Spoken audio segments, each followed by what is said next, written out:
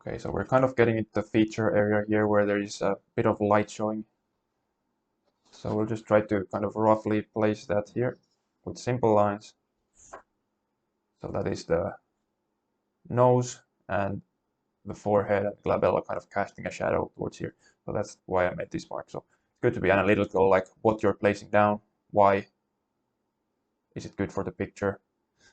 And here I'm placing the continuation of that cast shadow along the form of the cheekbone there.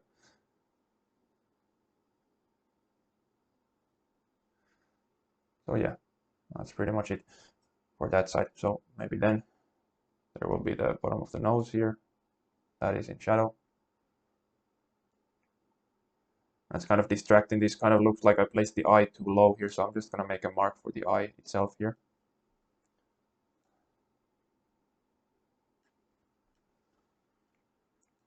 As a placeholder, let's say, because I'll probably just wipe that off once I get this shadow shape tackled.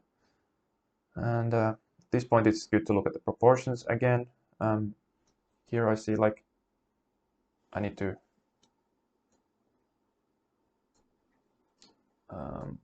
carve in the nose a little bit.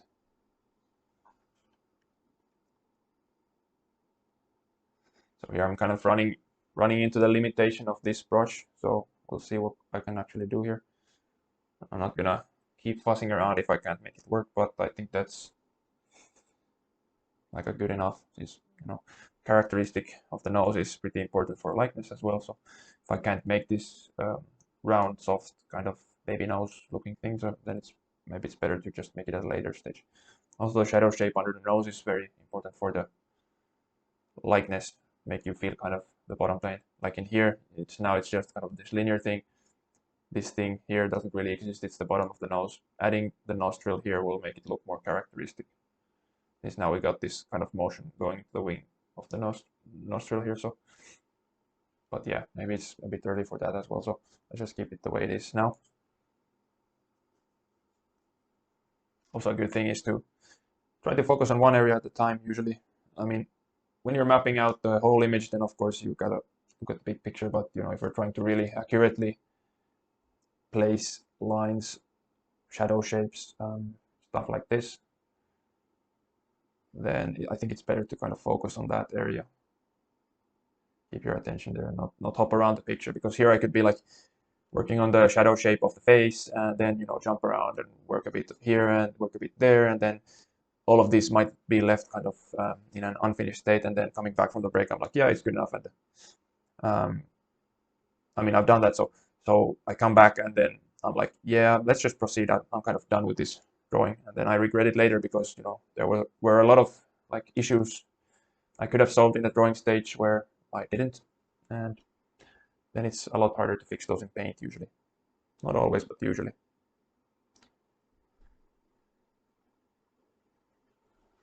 Just kind of adjusting the shape here. Here it's starting to look a bit too sharp. This is the thing I was talking about earlier with where you're not really satisfied with the marks you're making. And that's mostly because they were looking sharp. It's good to identify why you don't like something you put down. Is it too sharp, too dark, too light, too contrasty, too colorful, not colorful enough? It's this thought process that makes the painting work better, because then you know why you're doing stuff, not just kind of trying things out and failing and trying again. It can be really fun, but it can also be really frustrating and lead to just straight up quitting the project if it doesn't feel like it's going your way. I've done that too, so ask me how I know,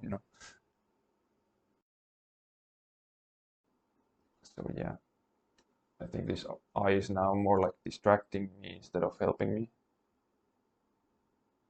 Let's just take it out. At this point, it's better to tone in the shadow here. Just leave it kind of this light, dry brushed thing. One of the hardest things about this dry brushing approach is patience. You have to keep scrubbing. If you add mediums, it's not going to work in a similar way anymore. You can add just a little bit to kind of help loosen it up if your paint is too thick. Say you're using like Old Holland paints, those are like paste, not like fluid paint.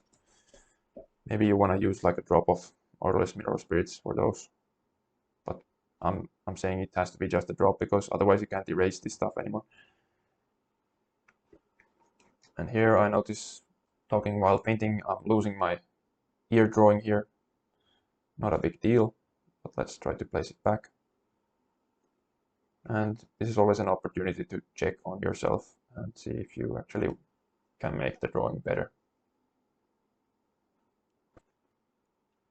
Yeah, so putting back that ear makes it look like a baby again. And yeah, so toning this in actually makes it look like a shadow shape.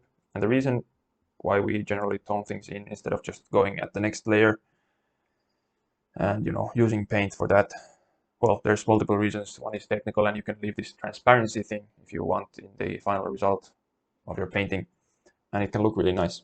But the main thing is toning these with value relationships between the lights and the darks makes it actually more easy to check your shapes. So now I have this clear shape here, kind of looks like a small dinosaur, or something with a, maybe it's sitting down. Its legs are here, tail is going here, and its head is here. So looking at these shapes and comparing strictly like this with the shape I'm seeing on the model there, it's obviously simplified, so I can't be very literal about this shape, but maybe I can make the head of the dinosaur a little bit less wide like this, and now it's looking a bit closer. And yeah, so maybe I'm pretty happy with that shape there now. And you can do that for every shape you place down. This could be one shape here, but I haven't articulated the mouth area there yet, so it's not really worthwhile to start actually comparing this shape yet, because yeah, there's not much of an outline here to compare it against. That is where most of the shape is happening. But what I can look for is this kind of edge of the head here. Is the general angle, the tilt right? Is it long enough? Looking at it now, maybe I can shave off a bit of this line here to make it, look more like the image. And now looking at this shape here of the mustache, the mustache kind of comes down from here. I'm seeing that it's a little bit too narrow, this shape, so let me just kind of push it downwards. Now these relationship things can be something that's useful, because if you're trying to draw super accurately in proportion, you can notice things like the head of the baby here curves downwards, and where it intersects is still on the upper lip here. The way I had it, it was kind of this line was kind of going straight into the mouth here, and in the image I see it intersecting with this upper lip. So I know the upper lip has to come further down, or this has to go further up. Now I have to make a change to see which one fits better, but my first guess is that this space here was too narrow, so I can push it down a little bit, and that way we can find the position of the lips here. So maybe the shape is something like that, and I think it's looking a bit better. And since we're here, we can just articulate it a bit more. Now, articulation is a term that kind of means this, well, I mean, obviously it's related to speech as well, but in painting and drawing, it means this kind of clarification of the outlines of the image, or, well, not the outlines, clarification of the shapes of the image, let's say. So, outline of the, I mean, the articulation of the outline would mean basically sharpening up these lines here. And that's something I plan on doing, because I kind of want to make a full drawing of this image before I proceed.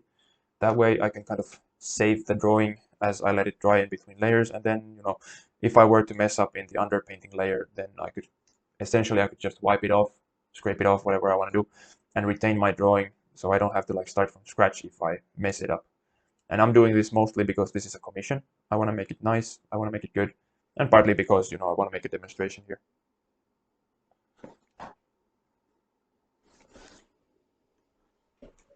So To continue with the previous thing is that articulation of shadow shapes is also a thing. So I would say this shadow shape already here is kind of articulated. Well, not really, but you know, this shape is so simple. It's basically a line here, and soft edge here. But with the articulation of the shadow shapes, you don't go in and draw like a really sharp outline because shadows don't work that way. They do work that way sometimes with cast shadows. Cast shadow meaning there is something that is blocking the light source and causing you know, a cast shadow like here on the image. You know, the pillow here is folding a little bit towards the side and casting a shadow. So it is cropped from the image, but it's happening. I'm gonna put it in. I'm not gonna like invent light there. I could, but I don't know. Or maybe I will. I haven't really made the decision yet, but for now I can just leave it there. But when articulating shadows, you want to leave them soft like this. You want them to be kind of distinct. And maybe something you want to try to put in is the bedbug line or the Terminator line, or there's many names for these, but the edge of the shadow, which is a bit darker than the average value of the shadow itself. You can see it a little bit here and here. In cast shadows, that's not happening because it's to do with form shadows, not cast shadows. As the form is turning away from the light source, there is reflected light coming from all kinds of sources here. And the place where there is the least amount of reflection usually is right at the edge of the shadow, because you know, the chances of there being something that is kind of reflecting the light back in to the Terminator line directly is usually lower than the other places. So maybe actually this area I'm pointing towards is a bad example, because the hands in here are actually reflecting quite a bit of light, and also probably the paper of the book is quite light. So actually this area here is getting quite a bit of reflected light, even though it's like facing upwards when the light source is coming downwards. So I don't really see much of a Terminator here, but I do see one here. So yeah, let's not go too far with this. We don't want to put in details of the shadows maybe yet. We just want to mask the big proportions.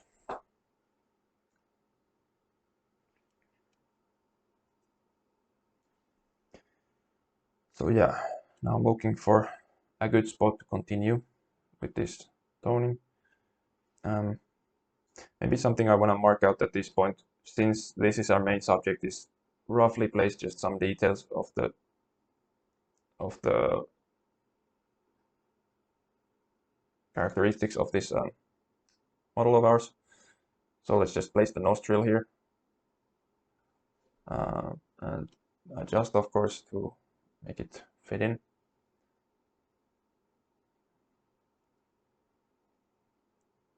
And this way, maybe we won't lose so much when we tone this whole area darker. The nostril may be a bad example because it is pretty simple in there, and the kind of its position is defined by the outer line of this nose, which is to be done in the articulation stage, which is after this massing in of the shadow. So maybe actually I shouldn't put this in yet, because its position might move according to the edge of the nose. So let's just kind of blur it out. And we can do that for the whole nose there. None of this is in light, so actually let me just maybe reinforce this line here. And maybe just leave this mark for the eyebrow here. And then just start to kind of scrubbing this tone in. Maybe at this point we can also just drop a little mark for the eyelashes there. It's not perfect, it's pretty close, but we need to have that in place so we can actually kind of mirror where the other eyelashes are going to fall, since we can see a little bit of the other eyelashes here and a little bit of the upper lid here. So yeah, maybe that's enough for this stage. Now that that is in place, we can actually see that maybe we can actually push the brow a little bit further out. Not much, but a little bit. And that results in us being able to push the forehead a little bit further. So this is an example of where you have more information, then you can compare to more things, and then you can get more accurate. I don't think anyone can place this mark here accurately if the canvas is blank. You don't just go in and smack the eye in the right place. I mean, you can build the image from there. You can start measuring and adjusting things to put them in the right positions according to the eye, but placing it right in the composition is going to be difficult. So that's just to say that it's probably better to kind of map out where you're going to go first, roughly at least, and then you can start placing the important bits and kind of push things more accurate from there. I know some professional painters do this a lot, like Joseph Todorowicz, for example, in his new master's portrait course, talks about that. I've watched through those. I haven't painted through the course, but I've watched them as part of my previous procrastination of actually painting. I tried to learn a lot of things, but maybe it's some stuff I can put to use here.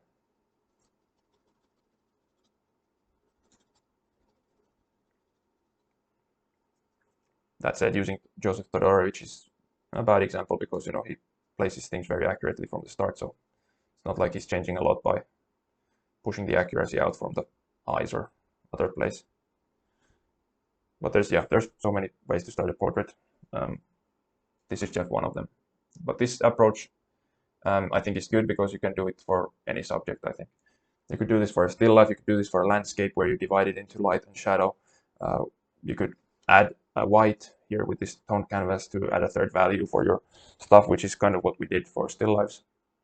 The approach we used for still life drawing is a little bit different. It was mass drawing as opposed to linear drawing, what we're doing here. But still, it's a similar raw umber, kind of dry brushed approach. And yeah, I think this is very versatile. The negative side, obviously, is this takes more time than, say, you know, just dipping in terps and drawing quick outlines around everything and then just laying in paint. But I think the accuracy is mostly better depending on your process by doing this. Let's say this is best for beginners, I think, is to break down the process of painting into steps. Where this is just drawing, all you have to care about is proportion and maybe divide the picture into two values. That's all you gotta do. You can worry about form and light and stuff like that, more complex stuff later. So this is a good way to approach a painting if you're starting out. Yeah, actually, I kind of like the placement of the eye there. I just kind of had a guess. I'm just kind of gonna lock it in a little bit better.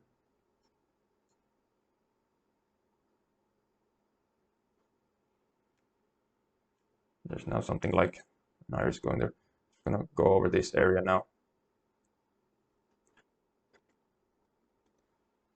Just trying to be a bit careful not to lose everything, but actually it doesn't really matter. I can just blend this stuff out since, you know, one of the things is you don't have to be afraid to lose your drawing. If you found it once, you can find it again. Maybe that's something you can worry about when you're doing the final layer of your painting, if you're placing like really calligraphic strokes or something like that, and you want them to be just perfect, then, you know, if you nail it, then leave it. If you plan to mess around with it, then you can just fix it however you want. You know, if the kind of brush strokey style isn't what you're going for. But I'm just kind of going for the shadow of the ear here. Again, like the first placement, maybe this needs to be a bit wider.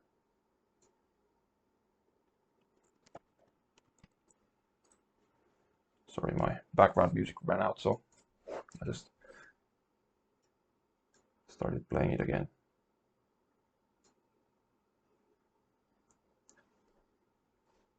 I can put the same background music for this video, maybe, if I can find it. I'm listening to Witcher lo-fi beats. Really nice for focusing.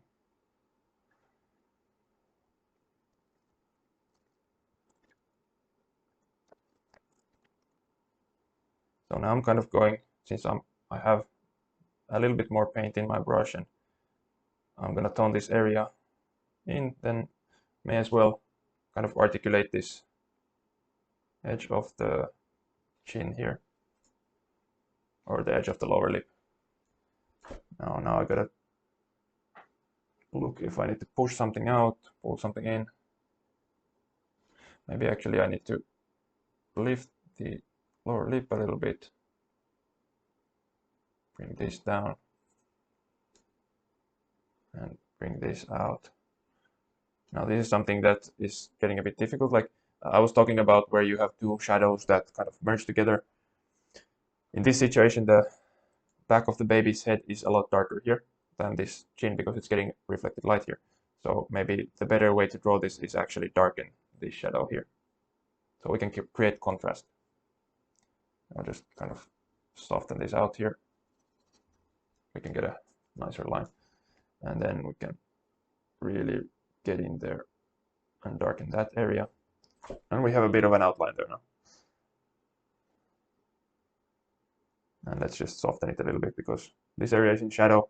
It's a bit ambiguous what's happening there. There's like color going behind the chin and the neck coming down and all sorts of stuff happening. So general placement is more important for me now than details, but what is important is that this chin needs to go a little bit higher. And that's a little bit better. Now I'm looking at it and maybe it actually needs to go a little bit higher here. It's getting a little bit too pointy, the chin. So we can just adjust accordingly. And here let's reinforce a little bit this shadow under the jaw because it's quite dark. So we can maintain this feel. Now I was talking about how you can simplify these kind of drawings into two values, and that's usually the case, but as you can see here, I'm keeping darker areas and the light areas and the kind of average shadow areas as three separate value groups. And as I said previously, that's because, you know, the main subject of this image, meaning the portraits, are in shadow. That means I need some separation within those shadows if I'm to benefit from this drawings.